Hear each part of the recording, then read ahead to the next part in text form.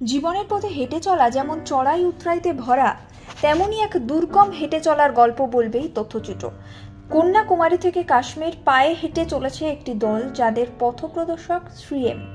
পথে অনেক বাধা, প্রকৃতির রোষ, ঝড় বৃষ্টি, গরম, আর্থিক সংকট, তবুও দমলেন না, হেঁটে চললেন। জীবনে যেমন থেমে যাওয়া যায় না, তেমনই থামল না তাদের যাত্রা।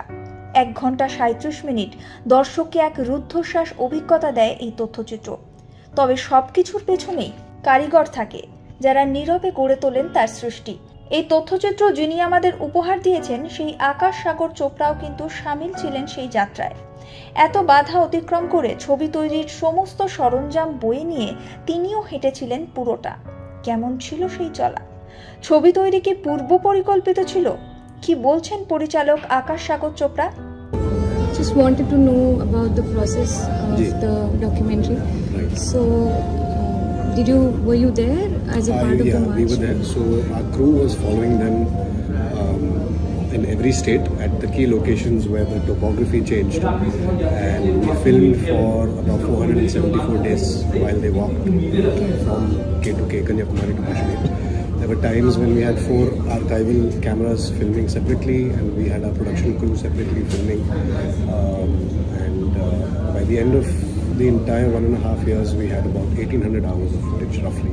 Okay. So is it edited by you as well? Edited. I'm one of the editors. It's a team effort, I would say. But yes, I'm the editor of the film. Also, a lot of close friends together worked with me on this film. It was a great process. It was, finding the gems and finding the key moments and sequences which should stand out visually, because you can't show 474 days worth of content. So it took a long time to sift through the footage, but I think that was a great learning curve for us also as filmmakers, to discover the key shots and the key moments that underline the story in the greatest way possible, in the least words. So I think that was the process, which took some time, but finally I think it's just sculpting the... So it was a very planned thing already, right? Or did it happen very, as in, had you planned that you would be shooting the whole thing, or did something? So when we started, it was just me and a few close friends with the camera, and we started off and not knowing where it's going to go, how big it's going to be. By and by, as the movement also involved, we realized how to film it, because they were walking so fast. They used to walk exceptionally fast. Couldn't do a retake, so we have to capture the moment while it's happening. So we filmed the entire movement, and then after that we started to discover the story. So it was one of those kind of projects. It was not that we knew where exactly it's going, but the story came out, even for us, as I said, more strongly after we saw all the footage of the 474 days playing out together. That's when we realized what actually happened. Because when you're there, you're a bit lost into the daily affairs of the shoot, but when you look at it objectively, is when you can really realize what actually happened. So, we are using the documentary to create awareness amongst people. So, do you have any plans for the future? Maybe for some other movement or anything else which you feel can be best captured through the documentary process? I think documentary is a very individual process.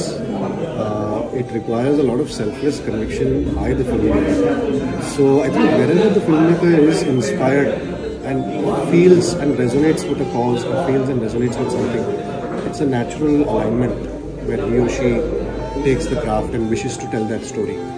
So I think it's a very, very individual decision. No, I meant to ask, is a similar one coming up for another movement or anything From else? Me? Which he, regarding anything or any movement that he wants to partake in the future? Because as of now, this is the one which he just completed. The film also has just been completed. Who knows how it goes in the future? These are very spontaneous things. Yeah. Documentary filmmaking is a very spontaneous medium. And also, I think one of the most effective ways to reach to people. I hope so. We tried our best to be as objective and put together this genuine apolitical attempt to bring in peace. And I hope it reaches out. Yeah. Thank you so much. Because you have designed music before, you are more of a sound music designer. I started off as a composer. Yeah, that's right. So in your directorial venture, how did you identify, like you said, that you when you saw all the footages, you were able to identify. What was your process of identification of those key moments, and how did you structure it? And what was your inspiration? Was any other film your inspiration? Of course, I mean, there were many documentaries which did inspire me, Winter on Fire, and plenty of them. There's another one called The Square. Square, the feature film from Sweden? No, the documentary. Achha, the documentary. Many great documentaries which have been made, even the older ones. So of course, those have been an inspiration. But I think every film will lend its own story because the footage is so unique. The process was, I think, apart from all the technical research and logging and understanding of all the footage, for us we went to the heart. At least for me, whatever resonated the strongest on screen, the moments that stuck with us. For example, there are a couple of shots where, for me, I think one of my favorite shots in the film would be when they're walking from Karnataka to Maharashtra, and you see a broken truck in the center of the road. And the yatra is going with these folk musicians on the right side talking about peace and harmony. I think that image was very iconic. So it just resonated, So I think it's a discovery process. You're finding the gems in a gold mine, I think is what you need to look at. So that, and then there was another shot where it's raining and the walkers are walking and you're following them from the back. And this was some of the archives that we got. So we sifted through that and got it. The camera pans and follows this one walker, and you hear the sound of lightning, and a viper comes on screen, and you realize that the camera is actually inside the car, and they are outside. So I think these moments stood out, to show, without saying much, you can tell so much is happening, right? That here are some people walking on the way to try and bring this kind of a message out to the people. You used a specific structure where in your prologue you used something from the very end, and like a more of a YouTube video essay type. Yes, correct. And then you formatted in a chapter wise, like That's every right. state as a chapter. That's right. Yeah. So when you were connecting all the dots, you used two voiceovers. Sometimes it was of the master, as well as I think it was your voiceover. I'm narrating some sequences. Yes, correct. So what made you like this transition? Like, why not one voiceover, but rather two voiceovers? Didn't you think that the viewers would get confused, or what made you like? Right. So because it was the like. Actually, it was I know. It was actually a need of compulsion. To be very honest, we had to, explain certain parts of the story which could not be explained, and I didn't want him to, come and do a voiceover because I wanted it to be very objective, that you see what he has done on screen. And I think he had one message which he said earlier on before the walk, where he said, "My walk is my talk." Yeah. He iterated that quite a few times in the start of the movement, and that was an inspiration for us. That here is somebody who's saying that I want to talk through my actions. So I believed that was our guiding light. Let him, you see what he's doing, and let the others around kind of be the narrators of this story which we witnessed together. So I think that was the. Did you use like one in this? Are you not getting it? Is it okay? I am. Okay, then maybe. No, you last. No, the last question is like I saw because I did one of my, when I was studying back in Europe, I did my thesis on film and spirituality. So I saw that element there where you use the motif of satsang, how satsang works in your film through the various aspects of seva, functioning, working together, the very establishment to establish that this, like, we have to have that peace within us, and then at the end you throw it together, and there was this music that structured together, the kirtan, the bhajans, and the coming off together, the kabir and everything. How did you get that? Because that was the discovery actually that we made, was the crux in the story of the film, that there are two journeys.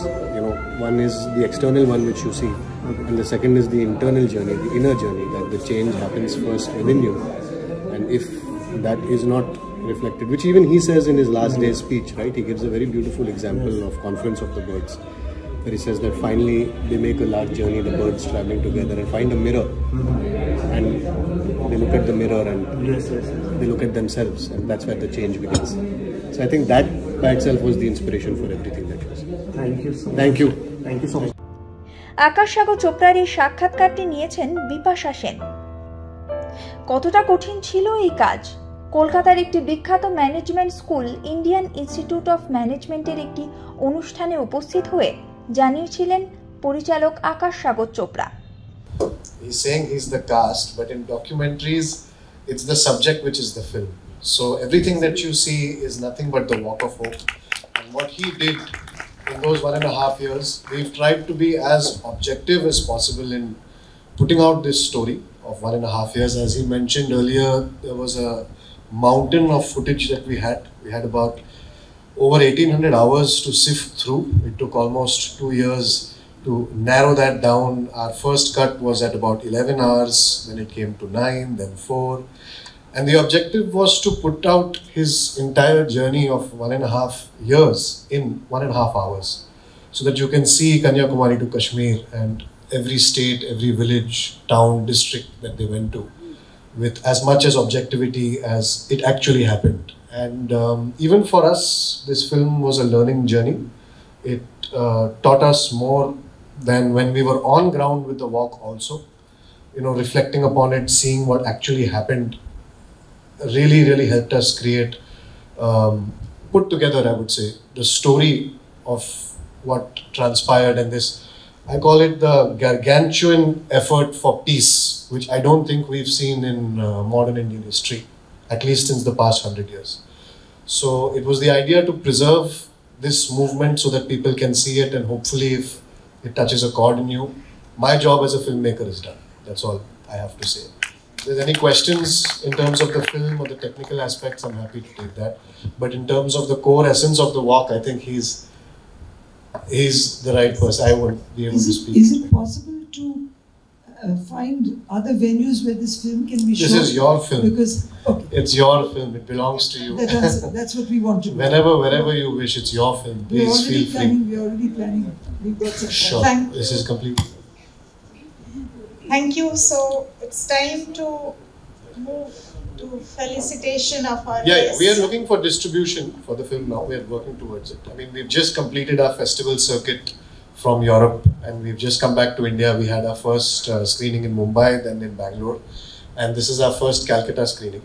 So now the film will take its path. But for you, if you'd like to screen it anywhere, please feel free in any educational institute or anywhere. As he said, we're very happy to. And most of them, I mean, as we've already said, all the proceeds for this film go to the Manav Ekta mission, which is the initiative under which this walk was started. So please feel free. Very happy to connect and support. If there's any other question, we can. I have got a simple question for you, Akash. Sir. How difficult was it to have a heavy cast like Mana and Krishnaji and others? Because no one was actually acting. They were so natural. So, I mean, I take that as a question for the documentary. In the sense of the documentary, of course, when we were actually a part of the walk, we were covering what really happened. Just trying to be a fly on the wall and actually see what was actually going on while they were walking across all these towns, districts. They would walk for about, I think almost 4 hours in a day, starting at 8 till 12, and then stop for lunch, and then break, and then have a talk in the evening in the area where they were, and talk to the local population of that area about what the message of this walk is. And I think it was only after the walk was done when we could really reflect on what actually happened in those 474 days, when you could see the entire stretch from Kanyakumari to Kashmir zigzagging across every town, what they actually did. And that changed us and changed our perspective as filmmakers towards this movement, to be very honest. And of course, Krishnaji's interview, I consider to be as one of the backbones of this film. We had a very candid chat on the walk. Even for him, I think it was reliving the entire movement once again when we did the talking head interview with him at his house. I remember it was in Bangalore. And with him, with Sir, it was actually the other way around. You know, there were a lot of things which were quite sensitive in this film.